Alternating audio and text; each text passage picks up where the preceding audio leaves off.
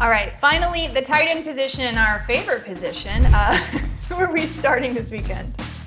Except for not at all. How about Zach Ertz? Like, he's really had one bad game all year. He's getting targeted a ton. He is one of the most reliable tight ends in fantasy football. He has scored 8+ points in 3 of 4 games, including 2 with more than 11. He's become a very popular target for Joshua Dobbs, and the Bengals have allowed the 6th most points to tight ends. So I'm starting Zach Ertz, and I'm starting Tyler Higbee. Now, keep tabs on the status. He's a little bit banged up. If Cooper Kupp is able to come back this week, that could hurt Higbee's status a little bit because the targets will be spread out a little bit more. But Philadelphia's defense has given up 3 touchdowns and the 3rd most fantasy points at tight ends. So it's a good spot for Tyler Higbee.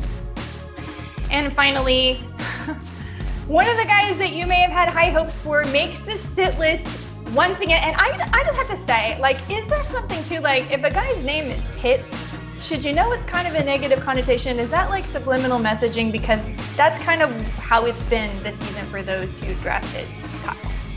Yeah, I guess so. I actually got to give him credit because he makes writing the sit-em portion of this column for tight ends really easy for me because I always have one.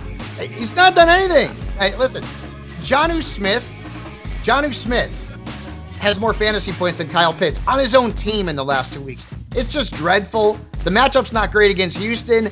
If this were any other position, I think Kyle Pitts would be on the waiver wire. But because tight end is so paper thin, people are hoping that maybe he turns it around, folks. I don't think it's going to happen. I'm not playing him. And then I'm not playing Hunter Henry against the Saints. Henry had a really hot start to the season. The last couple of games have not been as good. And the Saints defense has allowed 1 touchdown and the 4th fewest fantasy points at tight end. So that Patriots offense does not bring a lot of fantasy value here right now. Even Ramondre Stevenson is struggling. This is going to be a really low-scoring game, and I can't play Hunter Henry with any kind of confidence.